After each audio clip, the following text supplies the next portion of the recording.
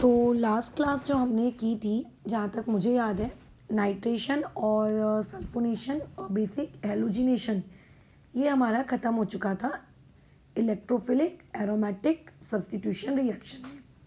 आज ये आखिरी के दो मैकेनिज़म्स हैं और इसके बाद बेसिकली ये काम तुम लोगों का ख़त्म हो जाता है। वो देखो क्या है। पहले हम लोग जो पढ़ने जा रहे हैं इसको बेसिकली कहते हैं फ्रिडल क्राफ्ट रिएक्शंस। ठीक है, इन रिएक्शंस को कहा जाता है फ्रिडल क्राफ्ट रिएक्शंस।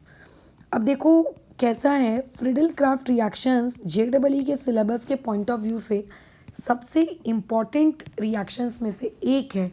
इससे कई बार सवाल आ जाते हैं, इसमें ये डाला तो फलाना, इसमें ये डाला तो ढिमकाना, वगैरह वगैरह वगैरह वगैरह वगैरह। ठीक है, फ्रिडल क्राफ्ट रिएक्शंस को दो कैटेगरीज में क्लासिफाई किया जाता है। एक कैटेगरी होती है जिसे कहते हैं अल्काइलेशन और एक होती है दूसरी कैटेगरी जिसे हम लोग कहते हैं एसाइलेशन। ठीक है, एक होती है अल्काइलेशन और दूसरी होती है एसाइलेशन। डिफरेंस मैं बता देती हूँ। डिफरेंस बेसिकली सिंपल सा इतना है कि जब आप बेंजीन रिंग पर, ठीक है, क्या करते हो, कोई भी कार्बन की चेन अटैच करते हो तो उस पर्टिकुलर चीज़ को हम लोग कहते हैं फ्रिडल क्राफ्ट अल्काइलेशन। यानी कि जैसे कि तुम्हारे पास मान कर चलो क्या है, ये एक बेंजीन रिंग है। इस बेंजीन रिंग में आपने कुछ आर लगा दिया, आपने एक अल्काइल हैलाइड लिया, उस अल्काइल हैलाइड से उसका आर तोड़ दिया और उसके आर को तोड़कर बेंजीन रिंग के ऊपर ऐसे लगा दिया। इस पर्टिकुलर प्रोसेस को कहते हैं फ्रिडल क्राफ्ट अल्काइलेशन। ठीक है, बराबर, इसे क्या कहते हैं, फ्रिडल क्राफ्ट अल्काइलेशन। ज़रूरी नहीं है आप यहाँ पे RX लो, ऐसा ज़रूरी नहीं है। हमको R चाहिए, तो RX से भी आ सकता है, वो ROH यानी कि अल्कोहल से आ सकता है, वो आपके ईस्टर से आ सकता है, वो आपके ईथर्स से आ सकता है। ठीक है, या फिर किसी अल्कीन को अगर आप अटैच करवा रहे हो, अल्कीन से आ सकता है, अल्डिहाइड या फिर कीटोन से आ सकता है। तो इन सबरे लोगों के पास से आर आपने निकाला और आर को निकाल कर बेंजीन रिंग पे लगा दिया। That is basically known as Friedel Crafts alkylation. ठीक है, उस रिएक्शन को कहते हैं Friedel Crafts alkylation. By product क्या बन रहा है उस पर चिंता मत करो प्लीज़, उसको भूल जाओ। बट फिर असाइलेशन किस बला का नाम है? अगर अल्काइलेशन इसको कहते हैं तो फिर असाइलेशन कौन है यार, है ना? फ्रिडल क्राफ्ट असाइलेशन कौन होगी फिर? तो देखो, फ्रिडल क्राफ्ट असाइलेशन में बेसिकली आपको सिर्फ इतना करना होता है कि आपके पास एक बेंजीन रिंग होती है और बेंजीन रिंग के ऊपर आप सिर्फ R ग्रुप नहीं लगाते, आप बेंजीन रिंग के ऊपर C+O R ग्रुप लगाते हो। यानी कि बेंजीन रिंग इस बार डायरेक्टली R से कनेक्टेड नहीं है, इस बार बेंजीन रिंग किससे कनेक्ट होगी, ये ऐसा बेंजीन रिंग रहेगी। ठीक है, अच्छा, और उसके बाद क्या रहेगा, आपका C+O रहेगा और उससे R कनेक्टेड होगा। तो इनडायरेक्टली ये जो ग्रुप होता है ना, इस ग्रुप को हम लोग कहते हैं असाइल ग्रुप। C+O R, इसे कहा जाता है एसाइल ग्रुप। तो अगर आपके पास बेंजीन रिंग है और बेंजीन रिंग में अगर आपने एसाइल ग्रुप लगा दिया है, एसाइल ग्रुप का मतलब ये, ठीक है, तो उस पर्टिकुलर चीज को कहते हैं फ्रिडल क्राफ्ट असाइलेशन। ठीक है, इसे क्या कहते हैं, फ्रिडल क्राफ्ट असाइलेशन। क्या ये क्लियर है कि अल्काइलेशन में मुझे क्या अटैच करना है और असाइलेशन में मुझे क्या अटैच करना है? असाइलेशन में हम मैडम कौन से फंक्शनल ग्रुप पे लेकर आए जिससे फ्रिडल क्राफ्ट असाइलेशन हो जाए? तो देखो, फ्रिडल क्राफ्ट असाइलेशन को करवाने के लिए जो बहुत ही फेमस फंक्शनल ग्रुप का इस्तेमाल किया जाता है वो बेसिकली है एनहाइड्राइड्स। आई होप सो कि एनहाइड्राइड्स का मतलब सभी को पता होगा। नहीं पता है तो चलो मैं बता देती हूँ। RC+O ऐसा कुछ है। फिर बीच में एक और O है, फिर एक और C डबल बॉन्ड O है और उसको कहेंगे R डैश है।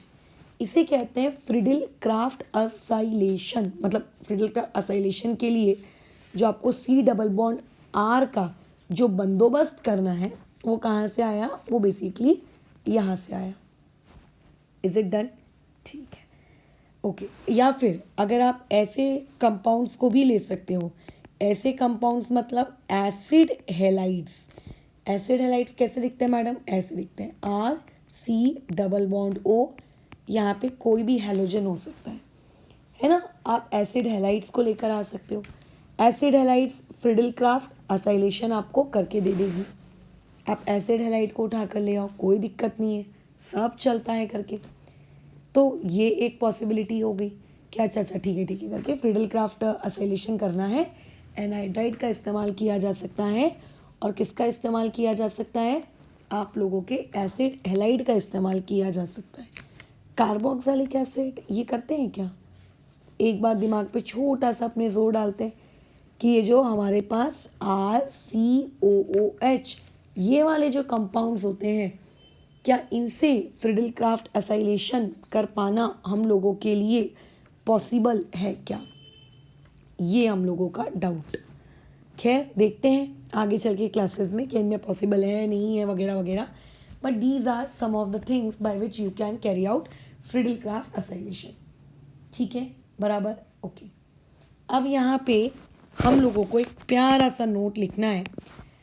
अगर किसी ग्रुप के पास नाइट्रोजन कंटेनिंग कंपाउंड्स है, लाइक NH2 है, या फिर मान लेते हैं RNH है ना।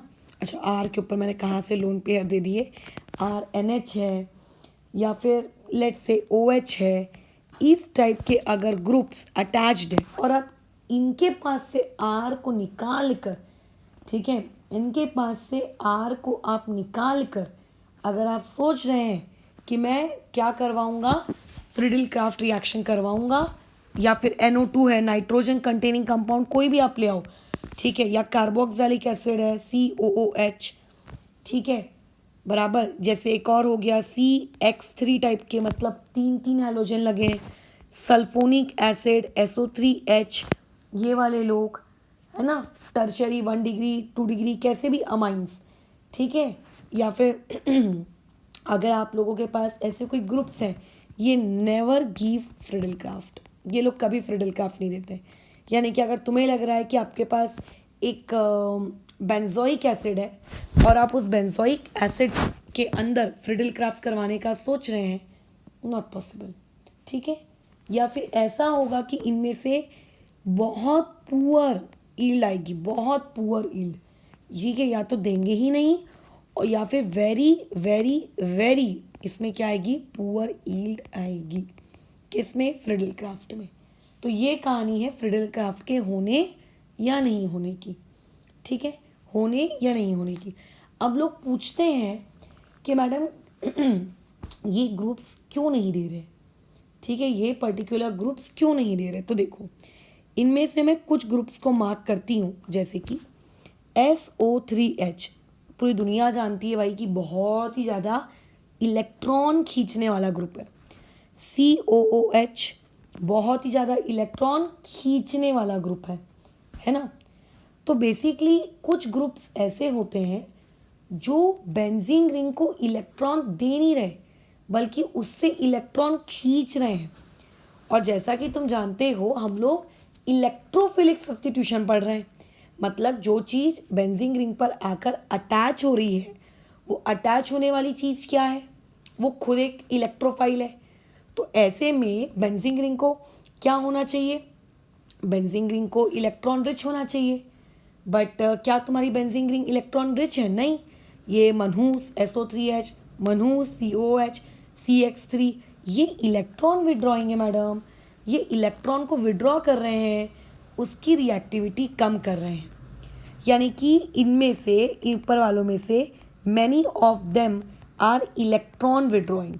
बहुत सारे ग्रुप जो हैं वो कैसे हैं, इलेक्ट्रॉन विड्रॉइंग है।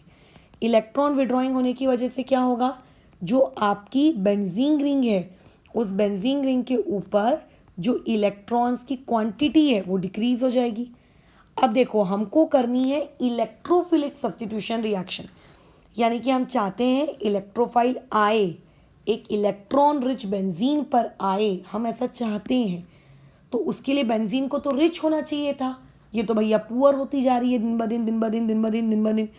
तो ऐसे में देयरफॉर ये लोग या तो रिएक्शन देते ही नहीं है या फिर बहुत कम यील्ड की देते हैं। बट हमारा डाउट इसमें सबसे पहले एक स्मार्ट स्टूडेंट का डाउट आना चाहिए, जितनी ऑर्गेनिक आपने पढ़ी है, कि मैडम ये जो ग्रुप है आप जिनकी बात कर रहे हो, ये ग्रुप में नाइट्रोजन के ऊपर लोन पेयर है, आपको नहीं लगता ये एक्टिवेटिंग है?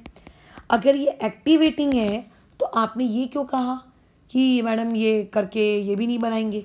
तो देखो दिक्कत ये होती है, जो आपके पास अमाइंस होते हैं, अमाइंस वाले ग्रुप और देयर डेरिवेटिव या फिर उनके जो भी डेरिवेटिव होते हैं नाइट्रोजन कंटेनिंग कंपाउंड्स की, ये एक गंदी हरकत करते हैं। पता है, मैं बताऊंगी जब मैकेनिज्म पढ़ाऊंगी कि ये क्या करते हैं, लेकिन एक बहुत गंदी हरकत करते हैं। ये लोग क्या करते हैं, इनको रिएक्शन करनी चाहिए किसके साथ?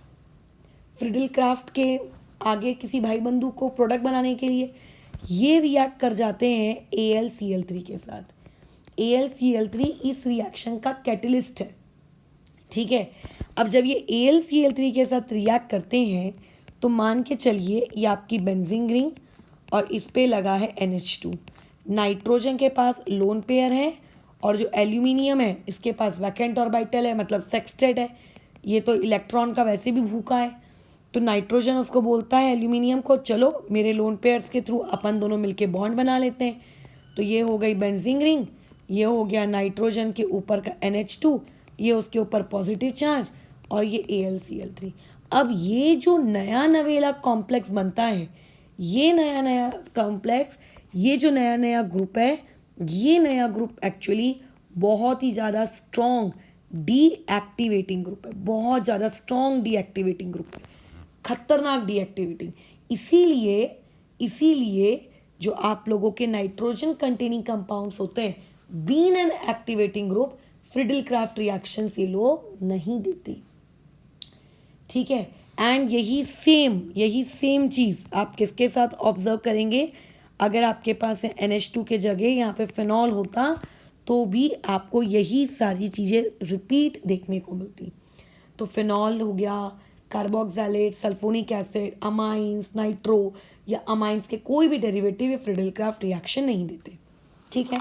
मैंने ये तो बता दिया कि फ्रिडल क्राफ्ट होती क्या है। और जैसा कि तुम ये जानते हो कि हम लोग इलेक्ट्रोफिलिक सब्स्टिट्यूशन रिएक्शन पढ़ रहे हैं, तो इलेक्ट्रोफिलिक सब्स्टिट्यूशन की 3 स्टेप्स होती हैं। सबसे पहली स्टेप होती है जो कि सबसे इंपॉर्टेंट होती है, इलेक्ट्रोफाइल को जनरेट करवाना, है ना। जो सबसे पहले और सबसे इंपॉर्टेंट स्टेप होती है वो यही होती है, इलेक्ट्रोफाइल को जनरेट करवाना। अब देखो सबसे ज़रूरी चीज़ ये है कि यहाँ पर आप चाहे फ्रिडल क्राफ्ट अल्काइलेशन पढ़ो या फिर आप फ्रिडल क्राफ्ट असाइलेशन पढ़ो, यहाँ पे इन रिएक्शंस को करवाने के लिए हमको चाहिए होता है कैटलिस्ट। अब यहाँ पे कैटलिस्ट के नाम पे आप यूज़ करते हो लेविस एसिड्स को। अब लेविस एसिड्स कौन होते हैं? जिन लोगों के विचारों के ऑक्टेट, ठीक है, अच्छे नहीं होते, कंप्लीट नहीं होते, ऐसे लेविस एसिड्स को या फिर आपके प्रोटॉन एसिड्स को, यानी कि जो H+ प्रोवाइड कर सकते हैं, उन लोगों को यहाँ पे किसके तौर पे यूज़ किया जाता है?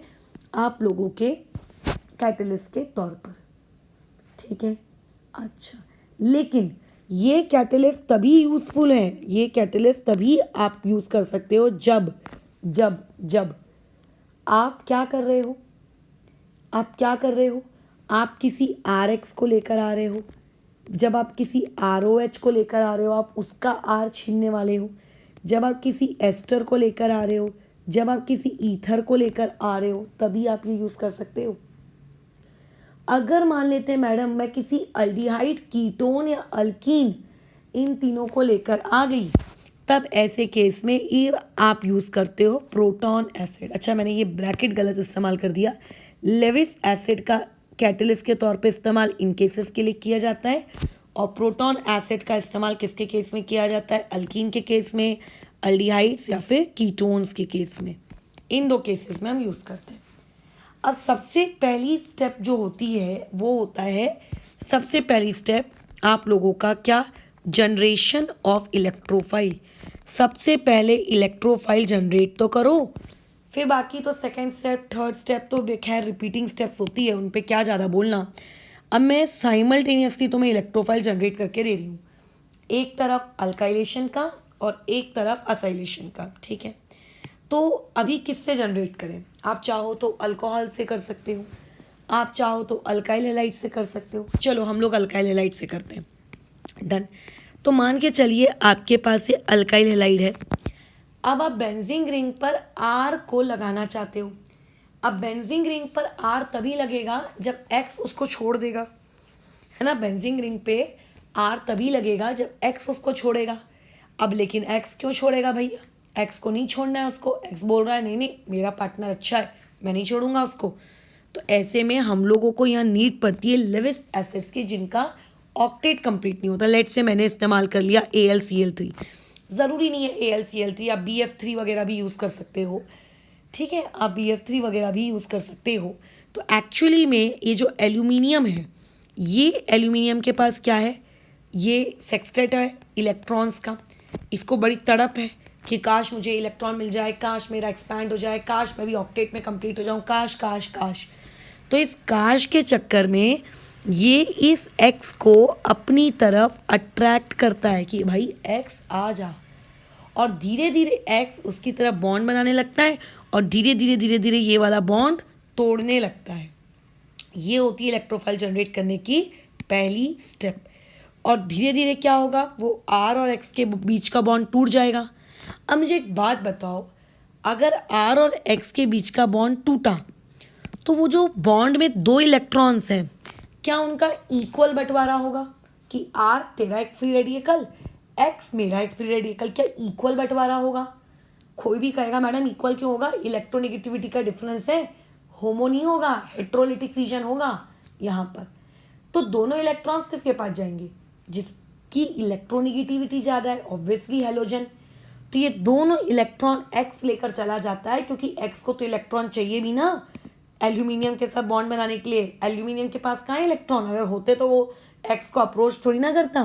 तो ये बन जाएगा something AlCl3 x negative, something like that, इस तरीके का कुछ बन जाएगा, ठीक है। AlCl3 एक्स नेगेटिव बराबर इस तरीके का कुछ बन गया, ओके। अच्छा, अभी जो निगेटिव साइन होता है हम यूजुअली एक्स के ऊपर नहीं देते, हम Al के ऊपर देते हैं, क्योंकि Al ने अपनी औकात से बाहर जाके खुद को एक्सपैंड कर लिया है। प्लस आर के पास से तो इलेक्ट्रॉन आपने खींच दिया, बेचारा कार्बोकैटायन में कन्वर्ट हो गया। हाय हाय हाय, मैं बेचारा किस में कन्वर्ट हो गया, कार्बोकैटायन में, ठीक है। किस में कन्वर्ट हो गया, कार्बोकैटायन में। अब कार्बोकैटायन का मतलब इलेक्ट्रॉन डेफिशिएंट स्पीशीज, ये बन गया आप लोगों का इलेक्ट्रोफाइल, खत्म हो गई कहानी। सबसे इंपॉर्टेंट स्टेप क्या थी, सबसे इंपॉर्टेंट स्टेप तो यही थी ना, इलेक्ट्रोफाइल जनरेट करना। अब क्या कठिन है यार, अब तो कुछ भी कठिन नहीं है, अब तो कुछ भी कठिन नहीं है, अब तो बहुत ही आसान है। जैसा कि तुम जानते हो सेकेंड स्टेप क्या होती है, बताओ। सेकेंड स्टेप का हम लोगों ने इन जनरल नाम दिया था सिग्मा कॉम्प्लेक्स फॉर्मेशन, ठीक है। क्या होता है, सिग्मा कॉम्प्लेक्स फॉर्मेशन, यानी कि आपने जो इलेक्ट्रोफाइल बनाया है वो आएगा बेंजीन रिंग के ऊपर अटैक करेगा। अब बेंजीन रिंग में कहाँ अटैक करेगा भाई, जहाँ इलेक्ट्रॉन ज़्यादा हैं। बेंजीन के इलेक्ट्रॉन्स कहाँ हैं, उसके पाई बॉन्ड्स के पास है। तो पाई बॉन्ड्स के पास जाएगा और पाई बॉन्ड्स को बोलेगा चलो चलो मैं अटैक करने आ गया हूँ, है ना, मैं अटैक करने आ गया हूँ। तो इलेक्ट्रोफाइल जाके अटैक करेगा, आप लोगों के दो बॉन्ड्स वैसे के वैसी, जिसने अटैक किया है वो वहाँ पे एक तरफ इलेक्ट्रोफाइल लग जाएगा और यहाँ पे पॉजिटिव चार्ज डेवलप हो गया। अब फिर तुम उसके रेजोनेटिंग स्ट्रक्चर बनाते रहना, रेजोनेटिंग स्ट्रक्चर्स बना लेना, मैं नहीं बना के दे रही हूँ, क्योंकि कोई मतलब नहीं ना यार, हर मैकेनिज्म में रेजोनेटिंग स्ट्रक्चर पगले समान बनाएंगे क्या, है ना। तो इसके ड्रॉ कर लेना रेजोनेटिंग स्ट्रक्चर, वो अपनी इच्छा पर है कि तुम रेजोनेटिंग स्ट्रक्चर बनाना चाह रहे हो कि तुम रेजोनेटिंग स्ट्रक्चर बनाना नहीं चाह रहे हो, ठीक है। अच्छा, फिर उसके बाद थर्ड स्टेप में क्या होगा, आप H+ को रिमूव कर दोगे। अब H+ कैसे रिमूव होता है बताओ जरा, ऊपर में जो आपका ये एरोमेटिसिटी जो लूज़ हो गई है, ये लूज़ एरोमेटिसिटी वाली जो स्पीशीज़ है, ये बेसिकली क्या करती है, ये बेसिकली कहती है, ठीक है, ये लूज़ एरोमेटिसिटी वाली स्पीशीज़ बेसिकली क्या कहती है कि देखो भाई, मेरे को एरोमेटिसिटी रीगेन करनी है किसी भी हालत में। अब एरोमेटिसिटी को रीगेन करने के लिए वो एच को निकालती है। कैसे? कि एच बोलता है मेरे दोनों इलेक्ट्रॉन आप यहाँ ले लीजिए, मैं चला जाता हूँ। अब एच अपने आप तो बाहर जाएगा नहीं, इतने अच्छे माहौल को छोड़कर एच अपने आप तो बाहर जाएगा नहीं। तो ऐसे केस में एच को बाहर से खींच कौन रहा है कि एच बाहर आ, एच बाहर आ, एच बाहर आ, इसे बुला कौन रहा है? तो देखो, हमने क्या बनाया था ऊपर, AlCl3x ये बनाया था। अब x ना छोड़कर तो चला गया था r को Al के पास कि गुस्सा होकर Al मैं जा रहा हूँ तेरे पास से, Ar मैं जा रहा हूँ तेरे पास से, मैं जा रहा हूँ अब Al के साथ रहूँगा। वो छोड़ के तो चला गया था, बट अब उसकी अक्ल को बुद्धि आई, अब वो बोल रहा है या नहीं यार Al अच्छा नहीं है। तो वही x इस बेसिकली h को अप्रोच कर रहा है कि मैंने जो अपने इलेक्ट्रॉन्स Al को दे रखे थे बॉन्ड बनाने के लिए, चल तू बाहर आ जा H, मैं तेरे साथ बॉन्ड बना लेता हूँ और अपन दोनों मिलकर बना लेते हैं HX। ठीक है, तो ये हो गई उसकी कहानी। ठीक है, ये हो गई उसकी कहानी खत्म। यही था आपका Friedel Crafts alkylation. This was your Friedel Crafts alkylation. ठीक है, ये कौन थी? फ्रिडल क्राफ्ट अल्काइलेशन थी, जिसमें कुछ भी नहीं था। आपको सिर्फ क्या करना है, जहाँ से आपका फंक्शनल ग्रुप जुड़ा है, ठीक है, जहाँ से आपका फंक्शनल ग्रुप जुड़ा है वहाँ पे बेसिकली आपको क्या करना है, कार्बोकैटायन क्रिएट कराना है और उस कार्बोकैटायन को बेंजीन रिंग के ऊपर जाके क्या कर देना है, जोड़ देना है। पेपर में कोई आपसे मैकेनिज्म नहीं पूछने वाला है। लोग आपसे सवाल पूछेंगे जैसे ये मान के चलिए बेंजीन रिंग है, इस बेंजीन रिंग में मैंने ऐड किया CH3 CH2 CH2 Cl, बताइए प्रोडक्ट क्या बनेगा? ठीक है, बताओ क्या बनने वाला है प्रोडक्ट। अब मैं तुमको बताऊं, इसमें मैक्सिमम आबादी 99% बच्चे इस चीज़ को गलत लिखते हैं, क्योंकि उनके अंदर बेसिक बुद्धि घास चरने चली जाती है। मतलब अगर सिखाने वाले ने तुम्हें कूट कूट के इस लेवल तक सिखाया है कि जब भी दिखे कार्बोकैटायन, कार्बोकैटायन के रीअरेंजमेंट के बारे में सोचो, वो नहीं सोचते। वो सोचते हैं Cl को हटाओ, कार्बोकैटायन यहाँ बनेगा और जहाँ कार्बोकैटायन बन रहा है उसी जगह से जाकर उसको बेंजीन से चिपका कर लगा दो। वो ये सोचते हैं यार, ये गलत है, ये गलत है। इसका अगर तुम करेक्ट बनाओगे तो देखो, Cl के हट जाने के बाद जो इलेक्ट्रोफाइल बनेगा वो इलेक्ट्रोफाइल कौन होगा? वो इलेक्ट्रोफाइल होगा CH3 CH2 CH2 पॉजिटिव, जो कि एक 1 डिग्री है। और जैसा कि मैं इससे पहले भी तुमको बता चुकी हूँ कि 1 डिग्री वाले खुद को क्या करते हैं, रीअरेंज। तो अगर ये खुद को रीअरेंज करेंगे तो आफ्टर रीअरेंजमेंट बताओ ये चीज़ कैसी दिखेगी, CH3 CH यहाँ पॉजिटिव और ये CH3। तो ऐसे केस में अब आपको जो बेंजीन रिंग पर अटैचमेंट करवानी है वो बेंजीन रिंग की अटैचमेंट यहाँ से होगी, और अगर यहाँ से होगी तो ये रहा वो कार्बन और ये उसके आजू बाजू के CH3 सेकेंड कार्बन से होगी। तो ध्यान रखना, जब आप फ्रिडल क्राफ्ट रिएक्शंस करते हो, फ्रिडल क्राफ्ट रिएक्शंस में कार्बोकैटायन बनता है। ठीक है, कार्बोकैटायन बनता है और जो कार्बोकैटायन बनता है, कार्बोकैटायन की रीअरेंजमेंट कराना आप कतई नहीं भूलिए। जैसे एक और इलस्ट्रेशन ले लेती हूँ। एक आपके पास बेंजीन रिंग है, ठीक है, एक मिनट, ये आपके पास बेंजीन रिंग है। इस बेंजीन रिंग में मैंने ये कहा कि तुमको यहाँ पर रिएक्शन करवानी है CH3 CH2 not CH2 sorry CH2 यहाँ पर CH3 और Cl के साथ, और ऑब्वियस है कि लेविस एसिड्स वगैरह होंगे। कई बार लिख कर नहीं आता है, बट वो सेल्फ अंडरस्टैंडिंग होगा कि इस फ्रिडल क्राफ्ट रिएक्शन है, मतलब लेविस एसिड होगा ही होगा।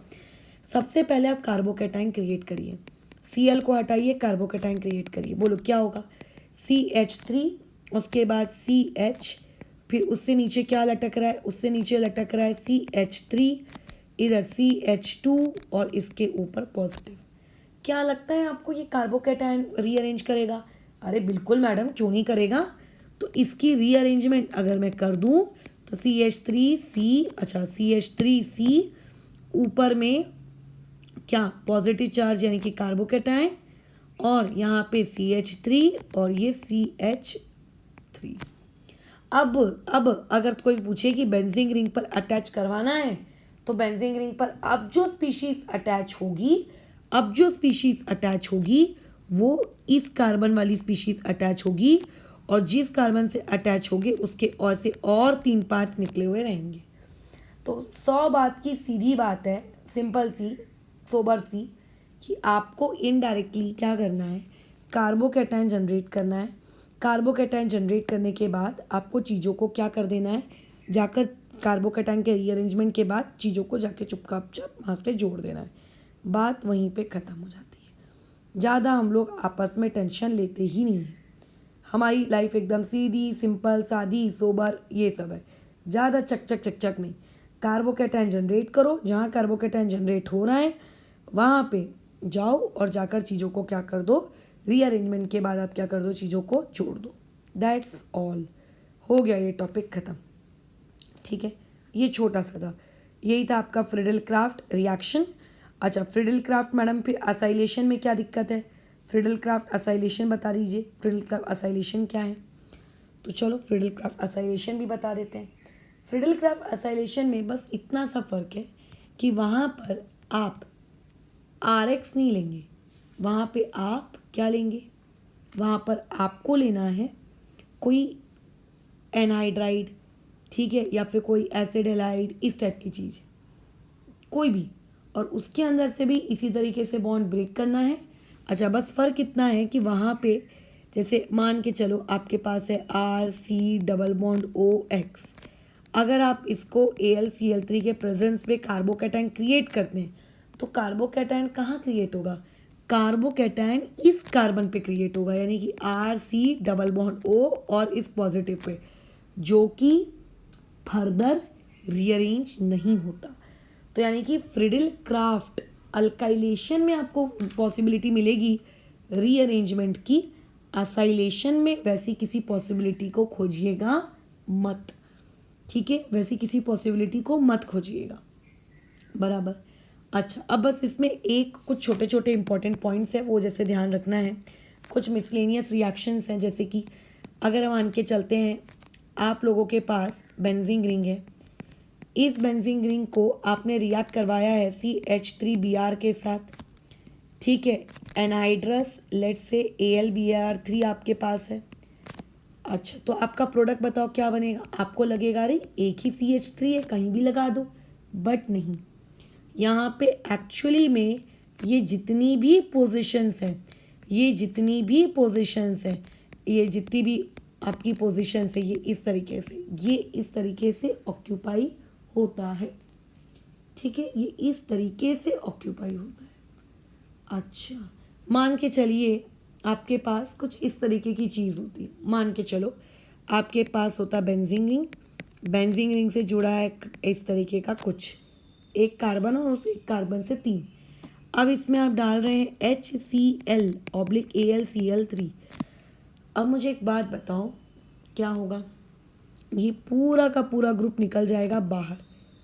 ठीक है, क्यों मैडम, आप किसी एक को अगर मैं इंट्रोड्यूस करूँगी, जैसे HCl को अगर मैं ब्रेक करूँगी तो पॉजिटिव चार्ज कहाँ पे आएगा, पॉजिटिव चार्ज H पे आएगा, वो पॉजिटिव हम रिंग से जोड़ेंगे, है ना। अच्छा, फिर उसके बदले में हमें किसी को निकालना पड़ेगा, तो बेसिकली जो चीज़ निकलती है यहाँ इस केस में वो होता है आप लोगों का वो लंबा ग्रुप, और बेंजीन रिंग के ऊपर वो क्या हो जाता है, जाकर जुड़ जाता है। ठीक है, जैसे ये इसकी एक वन ऑफ द एप्लीकेशन हो गई।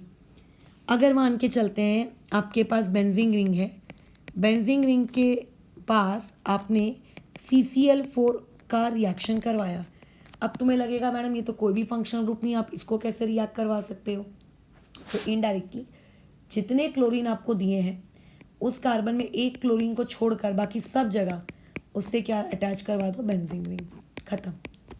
इसकी भी प्रॉपर मैकेनिज्म है, पूरी स्टेप्स है कि देखो इस तरीके से होगा, इस तरीके से होगा, पर कोई मतलब नहीं है आपके लिए, इसीलिए मैं वो नहीं बता रही हूँ, अननेसेसरी है मेंस के लिए वो चीज़। ठीक है, पहले एक इंसान छोटा किला फतेह करता है फिर बड़े की तरफ मूव करता है, तो अननेसेसरी है इस वजह से।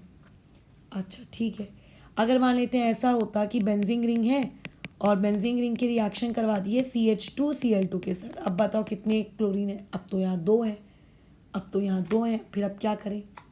क्या ऐसा लिख दें कि 2 हाइड्रोजन 1 क्लोरीन और यहाँ लगा दिया बेंजीन? बिल्कुल लिख सकते हो, बिल्कुल लिख सकते हो।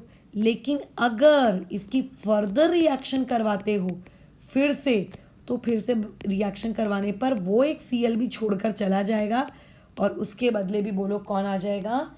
pH आके बैठ जाएगा। उसके बदले कौन आके बैठ जाएगा? pH। बस यही आप लोगों की छोटी सी दुनिया थी फ्रीडल क्राफ्ट रिएक्शन की, और कुछ भी नहीं। एक आधी क्वेश्चन करके इस टॉपिक को फिर अभी ओवर करते हैं। जैसे कि मान के चलिए आपके पास ये बेंजीन रिंग है, इस बेंजीन रिंग पे मैंने कहा आपको जोड़ना है NH2C डबल बॉन्ड O और यहाँ पे Cl। अच्छा, एरो के ऊपर लिख दिया है AlCl3 हीट। बताओ ये A क्या बनेगा? उसके बाद मैंने यहाँ पे लिख दिया है Br2KOH। बताओ B क्या बनेगा?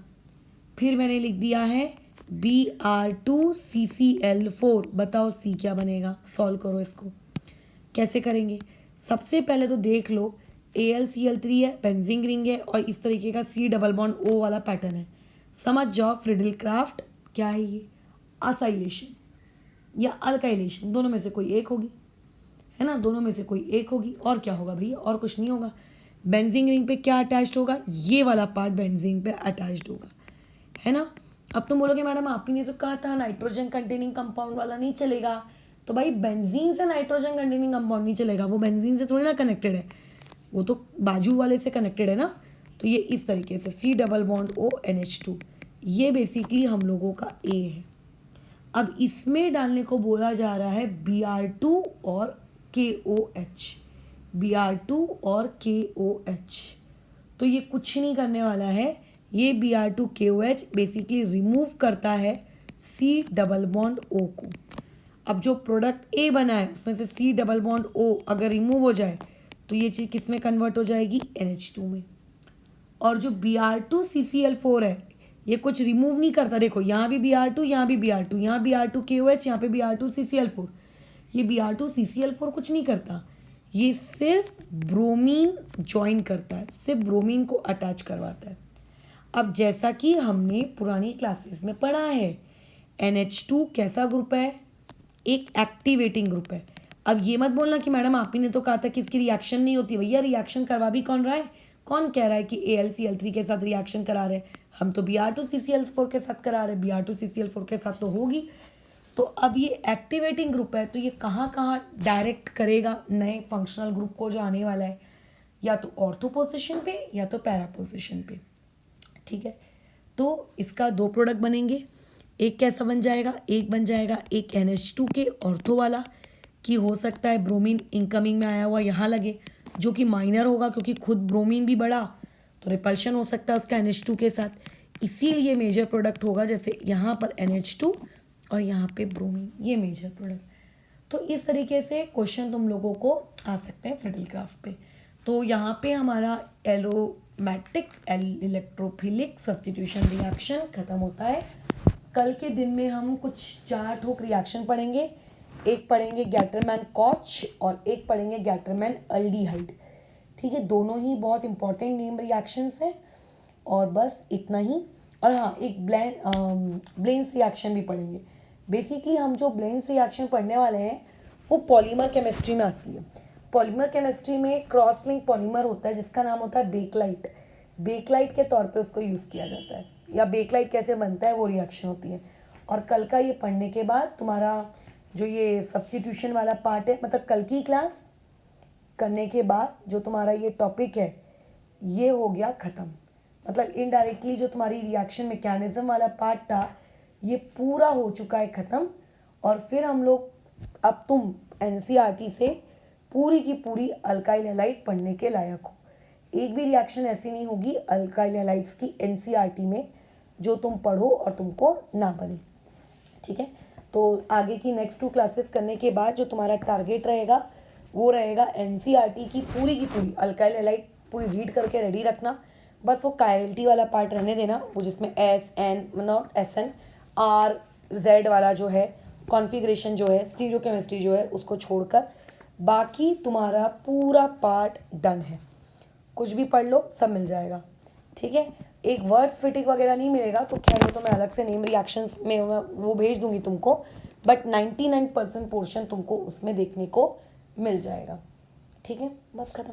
अब एक बार थोड़ा सा हम लोग ओवरव्यू देख लेते हैं, जैसे कि अगर मान के चलिए आप अल्काइल हैलाइड चैप्टर भी जब एनसीईआरटी से पढ़ने बैठेंगे तो डेफिनेटली यहाँ पे एक हेलोजन लगा होगा और बाजू में लिखा होगा यहाँ पर कि RX मतलब एक अल्काइल हैलाइड, और यहाँ लिखा होगा AlCl3। बोलो प्रोडक्ट क्या बनाएगा।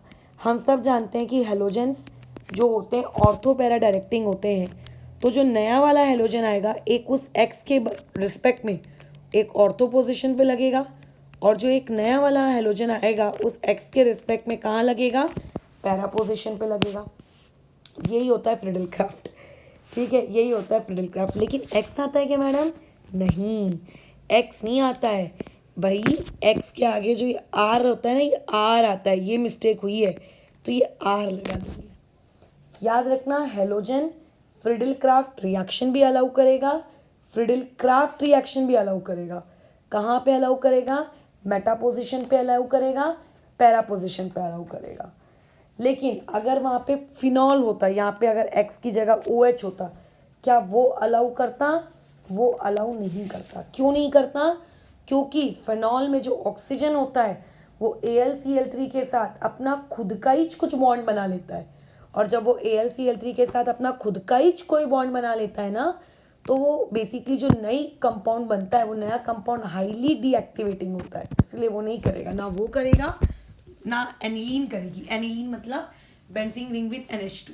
तो अगर आप सबस्ट्रेट के तौर पे एनिलीन ले रहे हो, अगर आप सबस्ट्रेट के तौर पर बेंजीन रिंग विद OH यानी कि फिनॉल ले रहे हो, तो ये लोग कभी भी एरोमेटिक इलेक्ट्रोफिलिक सब्स्टिट्यूशन रिएक्शन नहीं लेंगे। दैट्स ऑल, ठीक है। चलो फिलहाल इस टॉपिक को अभी यहाँ पे रोकते हैं। कल की क्लास में वो Gattermann cause, Gattermann aldehyde synthesis और ब्लैंक्स, ये रिएक्शंस पढ़ लेंगे। देखते हैं, ब्लैंक्स का मैं एक बार चेक कर लूँगी तुम्हारे सिलेबस में मेंस के है कि नहीं है, ठीक है। और उसके बाद अगर नहीं तो कल ये चैप्टर हो गया तुम्हारा ओवर। इसके बाद हम लोग जो पार्ट स्टार्ट करेंगे that would be oxidation reactions and reductions. जब तुम ऑक्सीडेशन और रिडक्शन को पढ़ते हो ना, तुम्हारा आधे से ज़्यादा, हाँ ऑलमोस्ट आधे से ज़्यादा अल्कोहल चैप्टर पढ़कर ख़त्म हो जाता है।